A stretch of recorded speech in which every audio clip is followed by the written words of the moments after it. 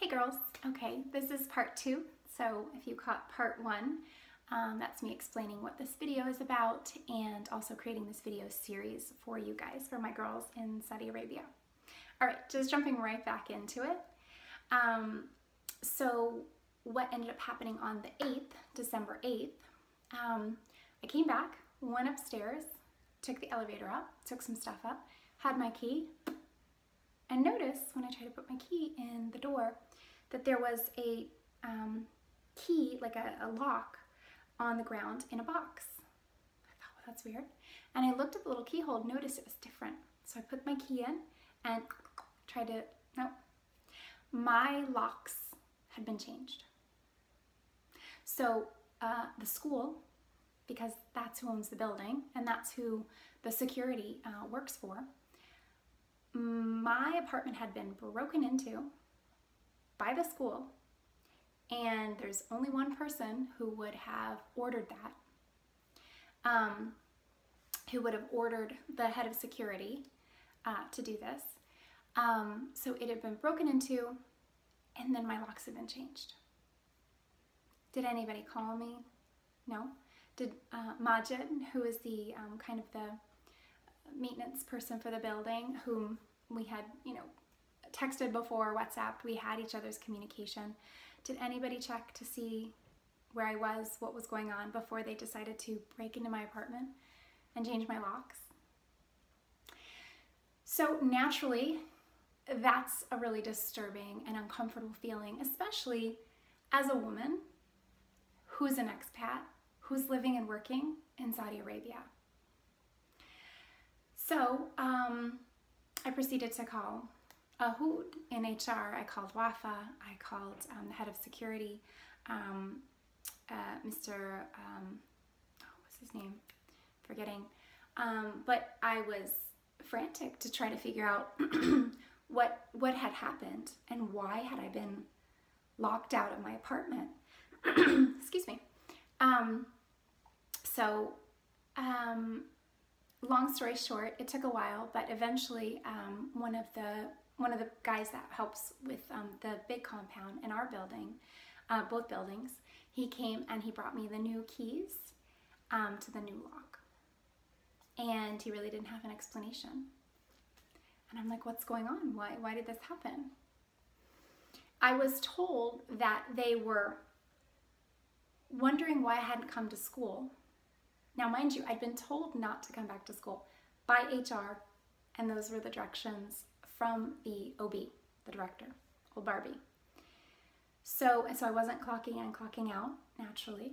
And I was, in the meantime, I was asking them for a letter through email stating that I was not required to come back while we were working out the finalizing of my my contract and the termination. So what was told to me was that Majid, who's the maintenance person for the building, supposedly went to my apartment, knocked on the door a few times, and within an hour changed my locks. Okay, but you didn't text me? So it's very, very fishy. It's very, very suspicious. And also it's horrible behavior, especially as a woman, like I said, in the hands and in the responsibility of my employer, of the school, of RAIS. So I got back into my apartment. So this is on a Saturday, December 8th. On December 9th, Sunday, I had a meeting, 9:15 I think it was, in Mishekha, the principal's office. Now, HR wasn't there, but it was Mishekha and old Barbie, the director. So the beginning of this meeting, they presented to me that I could have the option to resign. And now I'm smart enough to understand what they were trying to do is they realized, or Sheikha realized that the termination had happened by the director and that it wasn't legal. And they were trying to get me to resign, which then means I, the employee, is breaking the contract, not them, which was the other way around.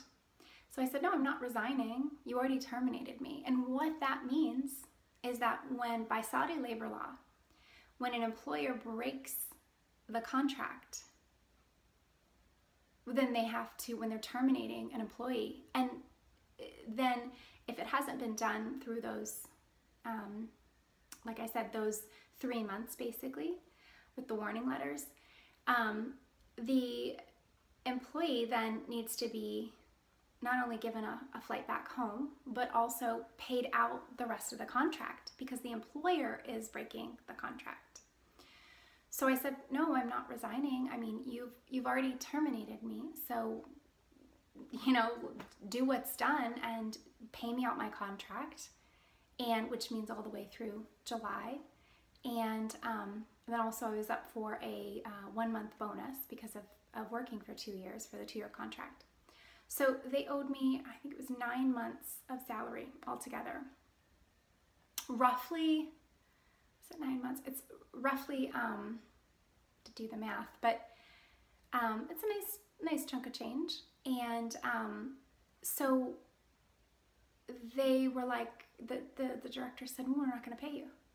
And I was like, okay, well, you're breaking the law. I have an attorney. I had already spoken with an attorney and been, starting to have to go down this road of, I didn't want to get into some sort of legal issue, but here I am in Saudi Arabia.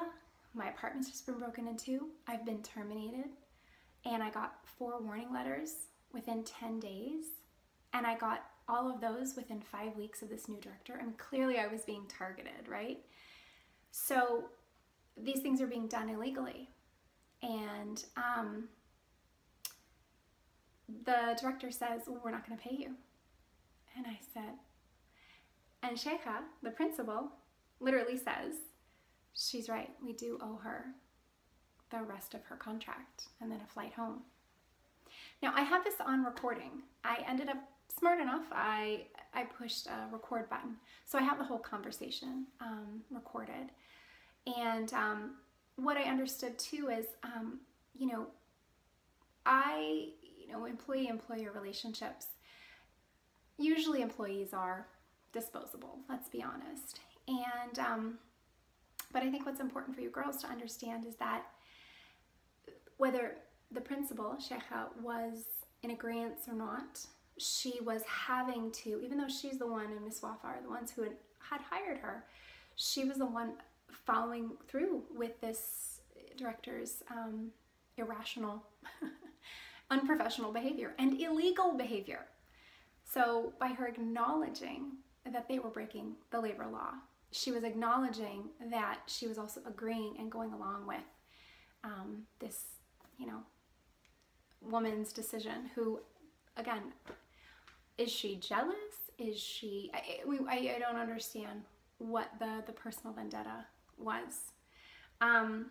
So I actually had a meeting already set up with the U.S. consulate that afternoon. So I left the meeting at school, and before the meeting ended, Miss Sheikha got on the phone with Miss Wafa and gave the phone to me, and Miss Wafa said, well, instead of us paying you your termination payout, we're going to transfer you to Riyadh.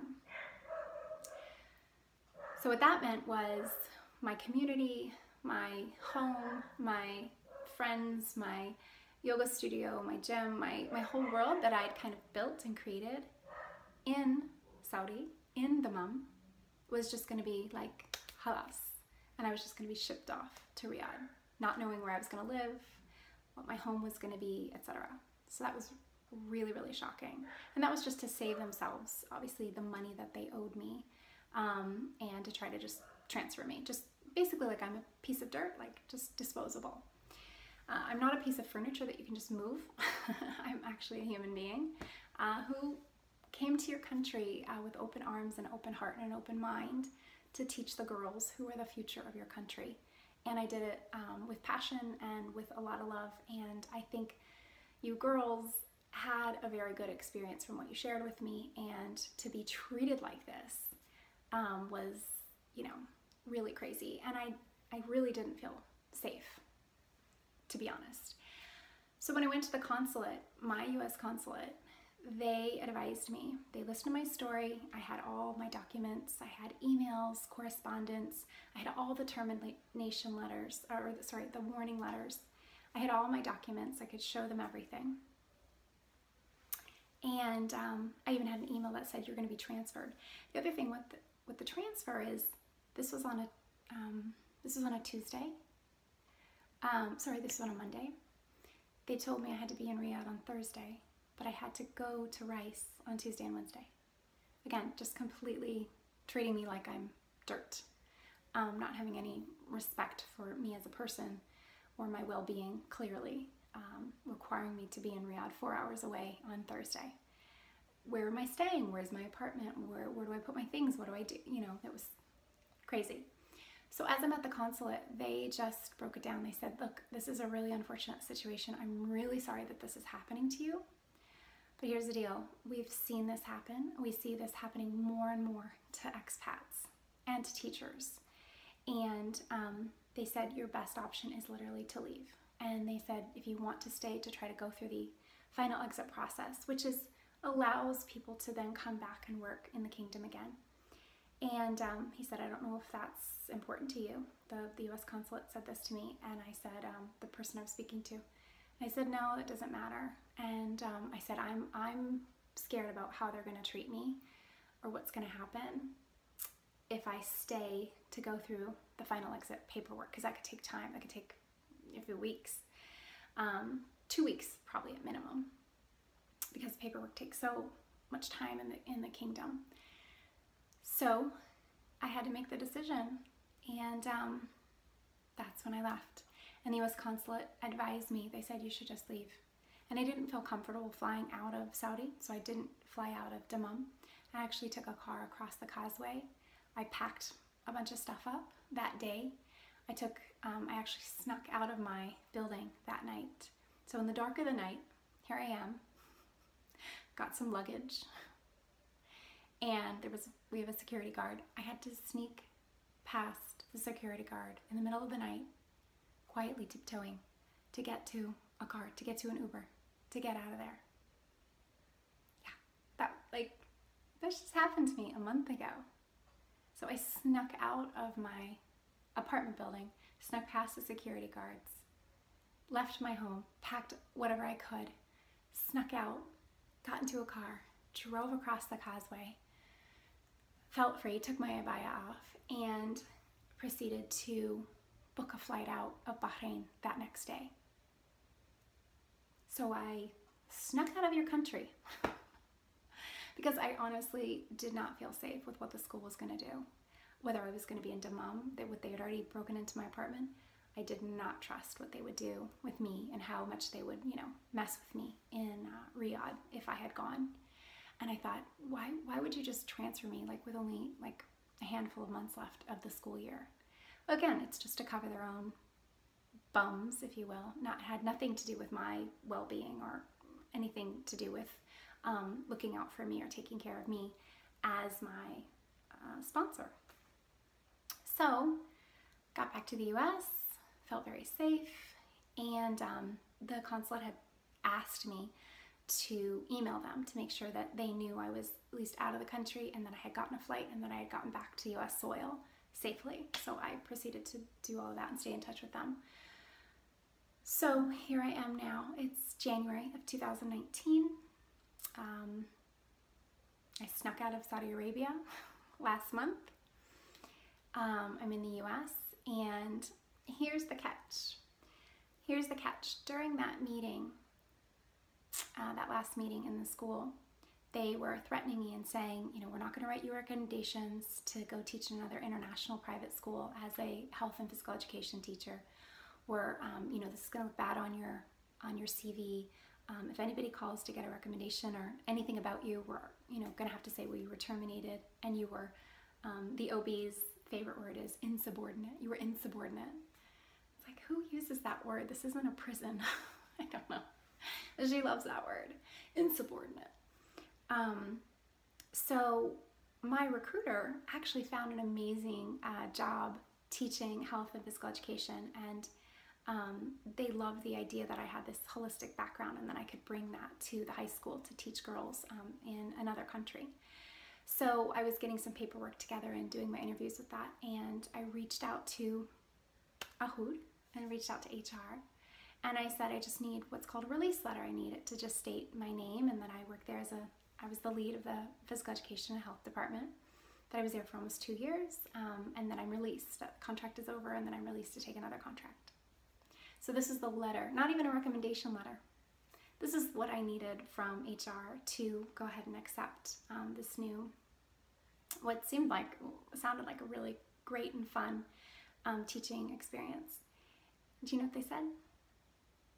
Unfortunately, we're not able to provide you with that. The school's not going to cooperate. So, moving on. Everything happens for a reason. I don't know why it all transpired the way it did, but I do know that bad people, the director, and hurt people, this kind of behavior comes from really, really, really an insecure person. It doesn't come from a secure person who's really confident in who they are. And I thought what was really interesting is I did look online and I saw that she had a LinkedIn profile. And says something about women's empowerment and helping women and so forth. And I thought, who are you helping? I mean, by taking me out of the school, I was helping you students. So it's not helping you. It's clearly not helping me as a teacher. I was clearly targeted and bullied, basically, and then illegally terminated. And my apartment was broken into, which was kind of scary. So I think the only person she's really trying to empower is herself. And again, that kind of behavior comes from insecurity. So this is a good lesson for you girls to learn that, be kind and treat others the way you'd want to be treated, and be honest, tell the truth, and don't try to sneak around, what's honest, what's truthful, and what are the laws. Because it will come back to bite you. So I'm sharing all that because I never left you and I do miss you guys, and I miss teaching and being and spending time with all of you. So, but fear not, this is why I'm creating this video, to explain what happened and also keep a lookout for future videos. We'll cover all the things that was in the activities overview that I created for you with the curriculum that I put together for you guys for holistic health and physical education with Coach Cara. All right, so bye for now. Have a wonderful day, and Shokran, and so much love to all of you, and I will see you in the next video. Bye for now.